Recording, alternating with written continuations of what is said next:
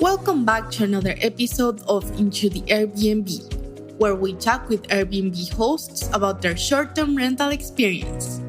Today's guest is Daniel Tisdale, based in Austin, Texas, who owns and manages a luxury Airbnb unit in West Palm Beach, Florida. Today, he'll share with us about his journey on Airbnb, from how he decided the investment market to his current achievements as an Airbnb host, along with some useful tips for hosts who are interested in remote hosting. This episode is sponsored by Airbnb, the only one analytics dashboard for short-term rental investors and managers, where you can find precise Airbnb data such as occupancy rate, revenue, average daily rate, and so on. So, without further ado, let's get into it. So, can you tell us how did you get started on Airbnb? Yeah, absolutely. So, real estate has always been something that has been, of interest to me. I purchased my first house when I was 26 years old. I live in Austin, Texas. And if you're familiar with the Austin market at all, you've probably heard how it's just exploded over the last few years. And so I purchased my first house, 4 years ago. I saw the value of owning real estate, and through that first purchase, I turned that property into a long-term rental. And then with the increase in property value, I did a cash out refinance, and with that, I went and purchased an Airbnb, my first Airbnb property in South Florida, in West Palm Beach, Florida. Great. And how did you choose the market? Yeah, so I chose the market after doing, quite a bit of research. I used tools like AirDNA, Price Labs, and for me, personally, I look at Airbnb as kind of lifestyle investing. So I love to play golf. And so I wanted a place that I could, leverage and use myself as kind of a place to go do golf trips, have vacations, and decided on West Palm Beach because of the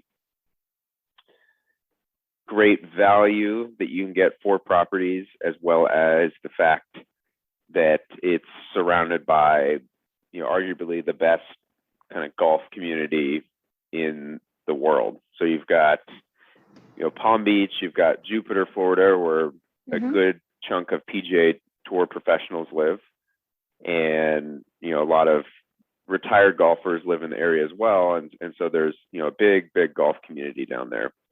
And so one of my goals, as part of my brand of building my business, is kind of focused around, a golf-centric vacation, offering. And so that was kind of the main reason, in conjunction with the numbers being great, but also, it's going to attract a lot of golfers to come, and I can also leverage that property myself. So, can you tell me about the most visible advantages of having your listings near the golf centers?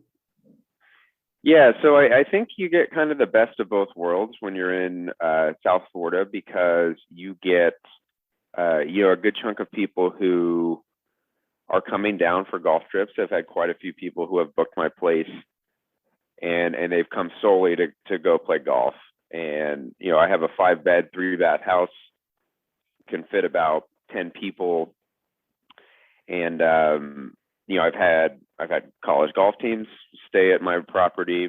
I've had just groups of friends who have come down to do a golf trip in the area, and I've also had a good amount of families come for vacation, and they're coming to go to the beach. And so you kind of get the best of both worlds, because you've got amazing beaches and you also have amazing golf. So that was kind of my thinking, in terms of how I wanted this property to play out, and it's been very successful so far. And according to your research, did you saw that over 3-bedroom houses works better for those areas? Yeah, great question. So one of the reasons that I wanted to target a larger property like a 5-bedroom house is due to the fact that I can hold, up to 10, maybe even 12 people in my property. And with that, I'm not necessarily kind of competing directly with hotels because I can support a large amount of people, and larger groups of people that want to be together in a shared space, are not going to have to go and purchase 5 or 6 hotel rooms. They can just book my house, and it's a pretty spacious area.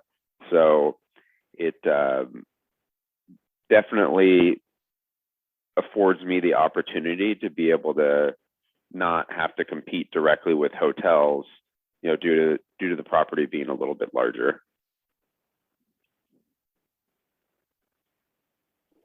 So if there was, for example, a 2-bedroom house out there available on Airbnb, would it compete or compare with hotels around there also? So I would say it depends. I think some people would prefer to stay in hotels. If they had a group of 4 to 6 people, maybe they book 3 hotel rooms. But I think when you start to get into the larger sized properties where it would require 4 to 5 to 6 hotel rooms, it just becomes quite a bit more economical and just easier to book, a single property, which is, one of the main reasons. I think 3 bedrooms are kind of on the cusp. They obviously can hold, 6 to 8, potentially even more people depending on the bed setup. But some of those 3 bedrooms can be smaller, and so they would likely be competing with hotels. Yeah, I understand completely. Now, I'd like to make you some questions about the area you're hosting. Oh, no, sorry, actually. My next question is, you're currently based in Texas, right? Yes, I'm in Austin, Texas. So are you doing remote hosting?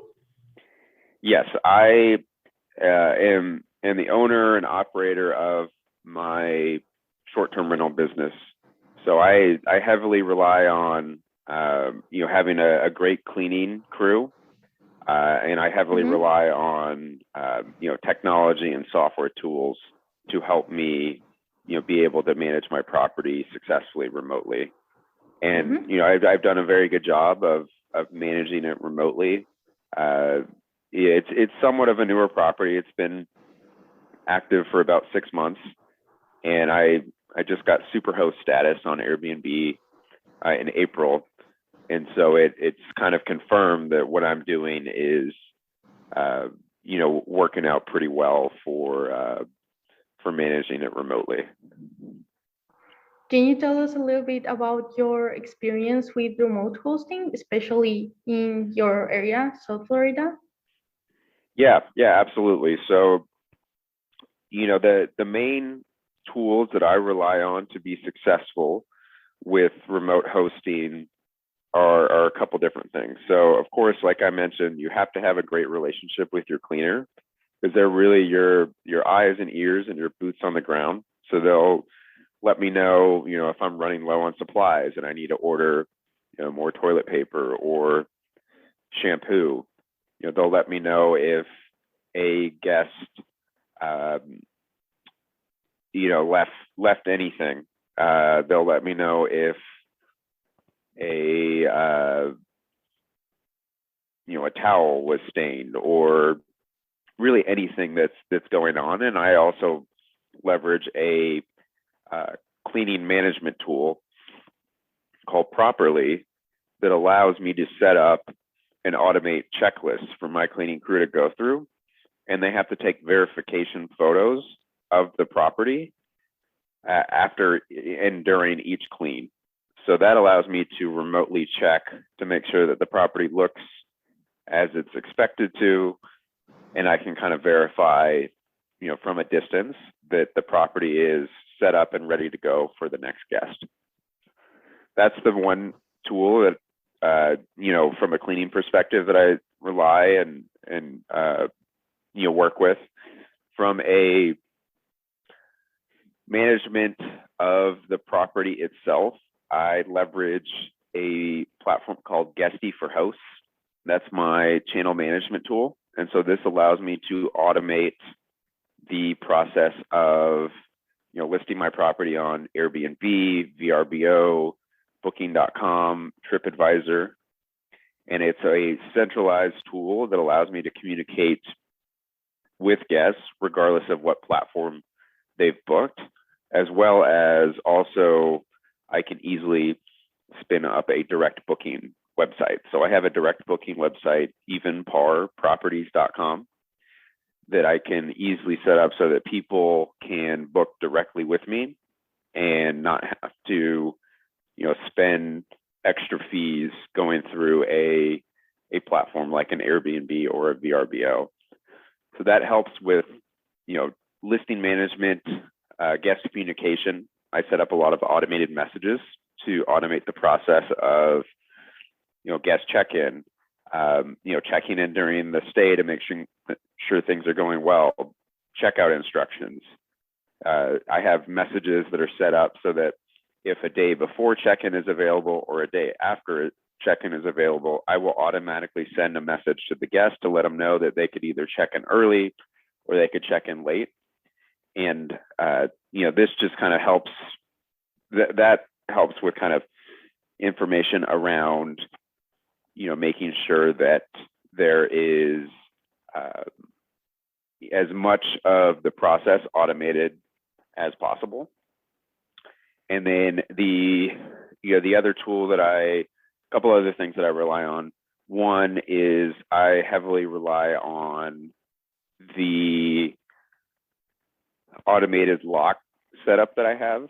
So I have a Schlage on-code lock, and this allows me to, remotely give access codes to guests.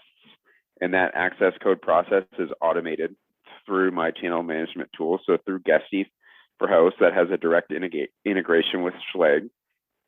And that makes it real easy for guests to be able to check in and, not have to worry about giving out keys and anything like that. And then the last tool that I heavily rely on is Price Labs for automated pricing. So I'll use this to do dynamic pricing. So my prices will change on a day-to-day basis, depending on occupancy in the area, demand in the area, as well as, if I'm getting close to the date and I don't have a guest already booked, my pricing tool will automatically reduce the price by a certain percentage to attract guests by giving them kind of a special offer lower than my base fee, as it gets close to the check-in date. So my next question is something that remote hosts tend to be worried about is the quality of the guests. So do you run background checks on them or some kind of filter for the guest you're going to accept in your listing? Yeah, so that's definitely a concern, but I think it is not exclusive to just remote hosts. I think even hosts that are local, it's a valid concern. So I'll do things like I said, take pictures of the place before the guest has checked in, so that I can verify, how the place was set up. If there's any issues with the guest during the process. I also have, on my listing that the guest is required to have a photo ID, no parties or events, no smoking, no pets, as well as a filter set up so that they have to be at least 25 years old to book the place. So those are kind of the main things that I rely on. That's great. And you talked before about using a dynamic pricing solution. Did you started to use that from the very beginning of your listing being live? Yes, I did start from the very beginning. I do a lot of research into the short-term rental industry, network with other investors, and I decided on Price Labs after looking at a few different dynamic pricing tools because of it's low cost, it's easy integration with Guesty for hosts, and it's really been great for me because it'll pull in events from just local things that are going on. So if I'm not as familiar with what's specifically happening in West Palm Beach that weekend, but it knows that there's some sort of event going on, it will automatically increase the price due to that fact. So it's been amazing at helping me generate some extra revenue. That's great, actually. And with that, have you seen any particular seasonality in the area you're hosting? There's definitely some seasonality. I would say, I've been live since the end of December. January, February, March, and April have been phenomenal months for me. It'll be interesting to see how May through the summer and fall time, plays out. But I have, in using tools like Price Labs and AirDNA, definitely expect there to be maybe a little bit of a drop of seasonality, but there's not so much seasonality that I'm not expecting to get any bookings during those times. It's more about just making sure that if I need to drop my prices a little bit, I'm going to leverage my dynamic pricing tool to do that so that I can still get a good amount of bookings if the demand is a little less. And in these high seasons, what was your average occupancy rate like? So during the high seasons, my occupancy was in the high 80%, about 85%, and my revenue was also, or my average daily rate was pretty high as well. So it it allowed me to out of the gate get off to a really, really good start.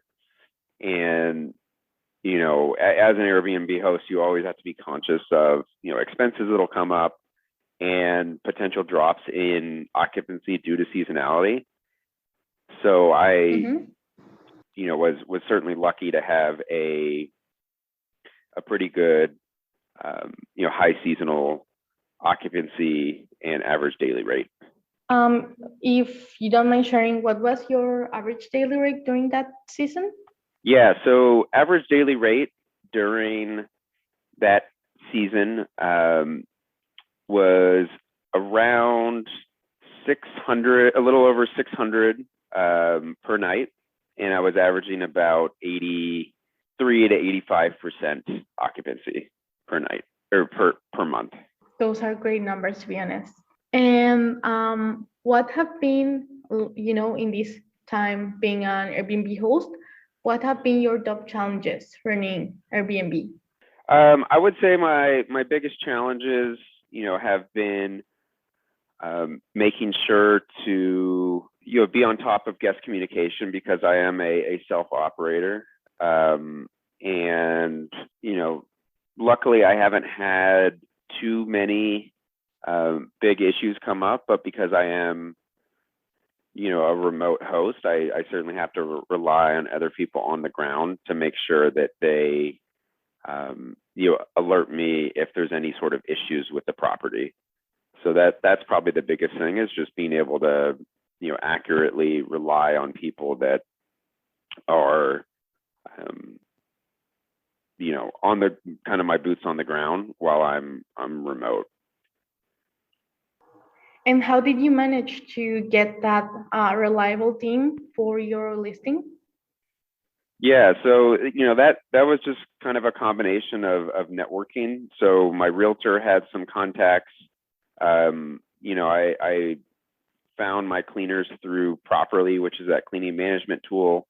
And then I also heavily rely on an app called Thumbtack for repairs and just other things in the area. And it's great because I can look at people who have a significant amount of reviews and leverage those highly reviewed people to be able to communicate any issues. And because I've got the remote lock, I can easily let them in remotely. Any tips that you like to share for other Airbnb hosts? Yeah, I would say I think a lot of people, are certainly fearful to jump into Airbnb with the uncertainty of, not having a long-term tenant. I would say as long as you've done your research, you've ran your numbers, and you have set up, automation to make your life as easy as possible. It's good to jump in and take a bit of a risk, assuming that you've done your due diligence on the numbers and that the area supports what kind of return you can get based off of purchase price of the house, down payment, expenses, things like that. So I would say make sure to network with other hosts in the area. I'm part of a pretty active community of other hosts in the West Palm Beach area through our official Airbnb Facebook group. So I rely on them, for things. And just make yourself open to, accepting feedback from guests on things that you could change or improve, and just always try to be curating and trying to make the best experience that you can. Right. Thank you.